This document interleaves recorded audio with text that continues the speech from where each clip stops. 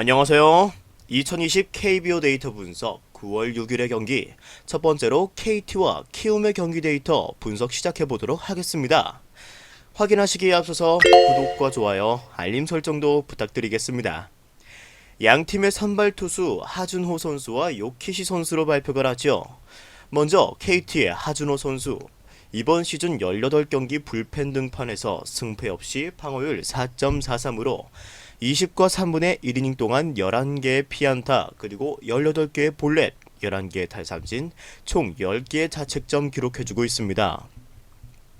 전적 자체는 키움 상대로 두 차례 구원 등판에서 한 번은 이닝을 한 개도 채우지 못한 채 2개의 피안타, 5개의 볼넷, 5개의 실점으로 안 좋은 피칭 보여주었지만 5월 28일 이때 구원 등판에서는 2개의 이닝 동안 단 1개의 피안타, 무실점 피칭을 기록하였던 적이 있는 투수죠. 하준호 선수는 이 직구와 체인지업, 투피치 유형의 투수라고 말씀드릴 수 있으며 슬라이더 그리고 간간히 던지는 커브도 있다라고 말씀드릴 수 있을 것 같습니다. 현재 좌투수로서 140 중반대의 직구를 던질 수 있는 투수이며 체인지업이 의외로 굉장히 좋게 활용되는 투수입니다. 현재 그리고 이외 직구 그리고 체인지업의 피안타율 자체도 매우 낮을 뿐더러 우타자에게는 피안타율이 9푼 5리로 내일 깜짝 호투를 할 가능성도 충분히 있다라고 보여지죠. 결국 이전에 키움에게 무너질 때처럼 볼넷만 필요 이상으로 난발하지 않는다면 실점을 최소화할 수 있는 기량은 있는 투수라고 말씀드릴 수 있을 것 같습니다. 현재는 아무래도 불펜 투수의 메커니즘을 가지고 있는 투수인 만큼 긴 이닝을 기대하기는 어려워 보이며 게다가 내일 KT는 하준호 선수가 실점을 하고 위기를 가져온다면 그때는 교체를 할 것으로 보이죠. 하지만 무실점으로 경기를 이어가주는 한은 교체를 하지 않고 지켜볼 것으로 보인다고 말씀드릴 수 있을 것 같습니다. 이어서 상대 키움의 요키시 선수의 데이터 확인하시겠습니다. 요키시 선수 시즌 18경기 등판에서 2.09의 방어율 그리고 10승 3패 기록 중에 있으며 112개의 이닝 동안 95개의 피안타 그리고 71개의 탈삼진 총 26개의 자책점만을 기록해주고 있죠. 아무래도 뛰어난 제구를 바탕으로 계속되는 호투 보여주고 있다고 말씀드릴 수 있을 것 같습니다. 하지만 부상으로 공백기를 가졌던 요키시가 복귀전을 내일 치르게 되었죠. 현재 팀의 에이스 역할을 도맡아오던 선수인 만큼 팀에서 기대가 많을 것으로 예상이 됩니다. 게다가 순위 싸움에 박차를 가해야 하는 키움이기 때문에 내일 요키시 카드를 꺼내서 불펜 데이를 선언한 것처럼 보이는 KT의 선발에서 차이를 벌리고자 할 것이죠. 워낙 이번 시즌을 잘 이끌어오고 있는 요키시 선수이며 직전 등판도 이때 LG를 상대로 6개 이닝 동안 단 1개 실점 또 LG를 상대로 무실점 피칭까지 하면서 좋은 모습 계속 이어왔고 게다가 이번 시즌 KT를 상대로 두 차례 모두 무자책 퀄리티 스타트를 기록한 만큼 상대성에서도 우위를 보이고 있다라고 봐도 무방할 듯 보입니다. 현재 좌우 타자 피안타율도 함께 살펴보시면 요키시 선수의 피안타율도 아무래도 2할 초반대로 굉장히 준수한 요키시 선수이며 실투성 슬라이더와 그리고 투심을 제외한 나머지 공들이 거의 타자들이 제대로 공략을 못하고 있다라고 봐도 무방할 정도의 구종별 피안타율 보유하고 있습니다. 명실상부 현재 KBO에서 탑 클래스에 있는 좌완 투수라고 말씀드릴 수 있는 요키시 선수입니다. 결국 내일 경기의 핵심은 하준호 선수라고 할 수 있겠죠. 하준호 선수가 얼만큼 해주느냐에 따라서 KT의 마운드의 운영이 완전히 달라질 것입니다. 1차전에서는 쿠에바스가 8과 3분의 2이닝 책임지면서 불펜 소모가 아예 없었던 KT인 만큼 내일 완전히 무너지지만 않는다면 KT는 득점을 지키는 방향으로 불펜을 많이 활용할 것으로 보이며 그렇게 된다면 키움 입장에서는 쉬운 경기가 아니게 될 수 있다고 보여집니다. 더군다나 최근 키움의 타격이 많이 아쉬운 만큼 내일의 KT는 해볼만 하다 생각할 것으로 보이죠. 따라서 이번 경기는 에이스의 복귀전이지만 키움의 승리로 접근하기가 상당히 리스크가 있는 경기이며 저득점 양상으로의 경기를 조금 더 추천드릴 수 있을 것 같습니다.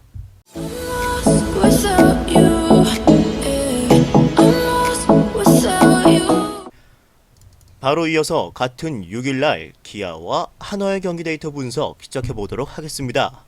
양팀의 선발 투수 브룩스 선수 그리고 장시환 선수로 발표가 났죠. 먼저 기아의 브룩스 선수의 데이터. 올 시즌 20경기 선발 등판했죠. 그중 8승 4패 기록 중에 있고요. 방어율은 2.68, 131개 이닝 동안 118개의 피안타, 그리고 107개의 탈삼진, 총 39개의 자책점 기록 중에 있습니다. 올 시즌 큰 흔들림 없이 꾸준히 안정적인 피칭 보여주고 있는 브룩스 선수인데요. 8월 달의 피칭은 조금 아쉽게 되었습니다. 그리고 결국 허리 통증으로 인해서 로테이션을 한번 거르게 되었으며 복귀한 9월 첫날 첫 등판에서 8개 이닝 동안 무실점으로 삼성을 완전히 압도하였던 브룩스 선수였습니다. 브룩스 선수는 현재까지 WAR 리그 전체 1위를 기록하고 있을 정도로 좋은 경기를 펼쳐주고 있죠. 피안타율은 보시면 우타자에게는 현재 2할 1위 압도한다고 말할 수 있을 정도로 좋으며 좌타자에게는 현재 3할이 넘었던 피안타율을 현재 2할 8푼 9리로 계속해서 낮춰주고 있는 모습입니다. 여기엔 구종별 피안타율에서 피안타율이 높게 나오는 이 커브 그리고 체인지업 이 두 구종들이 특히 좌타자에게 사용되는 부분이 있는데 이 구종들이 맞아나가고 있다라고 해석할 수 있었죠. 하지만 그중에서 이 체인지업의 피안타율이 많이 좋아지면서 이어서 좌타자에 대한 피안타율까지 연이어 좋아지고 있는 것으로 해석이 됩니다.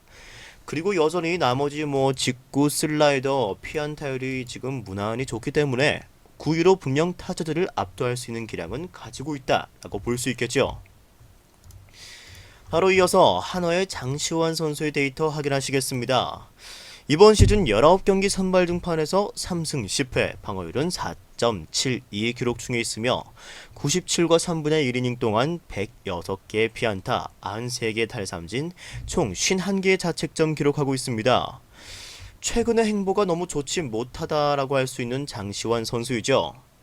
현재 NC 그리고 두산에게 2경기 연속으로 무너지며 최근 4연패를 기록 중에 있는 장시환 선수입니다.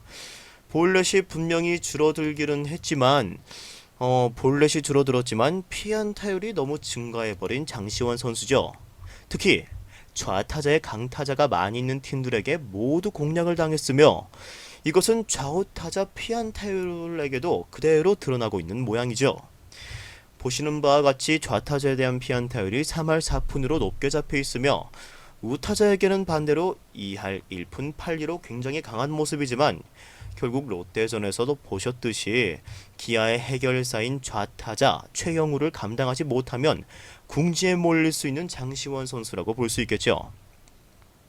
이 분명 슬라이더와 커브의 활용도가 좋은 장시환 선수이지만 결국 우투수가 좌타자를 상대하기 위해서는 이 체인지업 그리고 스플리터 계열의 공을 구사해야지만 경쟁력이 있는데 아직까지는 스플리터가 완성도가 떨어지며 슬라이더, 커브로 공략을 들이밀다 보니까 좌타자 입장에서는 이 부분이 눈에 들어오기 때문에 여기서 맞아나가게 되고 그리고 또 이 직구가 또 맞아나가고 악순환이 이어지고 있는 것으로 보여집니다.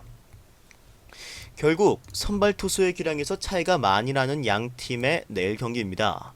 하지만 장시환 선수가 호투하였던 기아전은 홈에서의 경기였으며 그렇다면 장시환 선수가 내일 어느 정도는 경쟁력을 가져갈 수 있지 않을까라는 생각이 듭니다. 기아의 타격이 폭발력이 떨어지는 것이 사실이며 최영우의 장타가 아니라면 타점 생산 능력이 많이 떨어지는 만큼 고질적인 문제로 평가받는 이러한 볼넷을 남발하지만 않는다면 대량 실점까지는 없을 것으로 보여집니다. 분명 기아의 승리는 가장 좋은 선택지일 것으로 예상이 되지만 배당률이 많이 낮게 측정될 것으로 보이기 때문에 장시환 선수가 완전히 무너지지 않는다는 전제를 둔다면 저득점으로의 접근이 차선책이 될 것으로 예상. 이어서 같은 날 NC와 삼성의 경기 데이터 분석 시작해 보도록 하겠습니다. 양 팀의 선발 투수는 신민혁 선수와 라이블리 선수로 발표가 났죠. 먼저 신민혁 선수. 이번 시즌 6경기 등판 중 4경기 선발 등판 치루었습니다. 그래서 2승 1패 그리고 22개의 이닝 동안 24개의 피안타, 11개의 탈삼진, 총 14개의 자책점 기록 중에 있는 신민혁 선수이죠. 1999년생, 99년생의 어린 선수이며 지난 롯데전을 계기로 선발 데뷔를 성공적으로 마친 선수입니다. 하지만 3경기 연속으로 부진한 결과를 받아들여야 했던 신민혁 선수였죠. 하지만 또 직전 경기에게 SK에게 5개 이닝 동안 3개의 피홈런, 4개의 실점을 하였지만 팀의 타격이 받쳐주면서 무색한 승리를 챙긴 신민혁 선수였습니다. 현재 직구의 피안타율이 좋았던 신민혁 선수가 결국 공략당하기 시작하면서 급격하게 피안타율이 올라간 모습이죠. 그에 따라서 직구 그리고 체인지업이 약점으로 잡힌다면 부진할 가능성을 배제할 수 없다라고 볼 수 있겠습니다. 이 또한 최근 삼성의 타격감이 좋다라는 점도 신민혁 선수에게는 아쉬울 따름이네요. 이어서 삼성 라이블리 선수의 데이터 함께 확인하시겠습니다. 이번 시즌 12경기 선발 등판에서 2승 7패, 방어율은 5.4로 55개의 이닝 동안 52개의 피안타, 48개의 탈삼진, 총 33개의 자책점 기록 중에 있죠.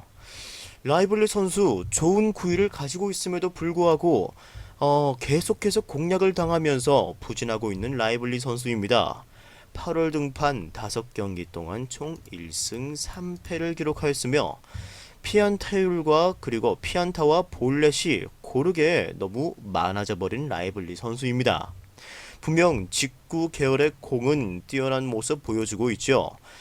직구의 경우에는 경기를 거치면서 쌓인 데이터는 분명 직구와 투심 패스트볼은 합쳐서 구사율이 50%가 넘어가기 때문에 일할 때 좋은 피안타율은 신뢰도가 있을 것으로 보임에 따라서 분명히 빠른 공이 위력이 있다라고 말씀드릴 수 있을 것 같습니다.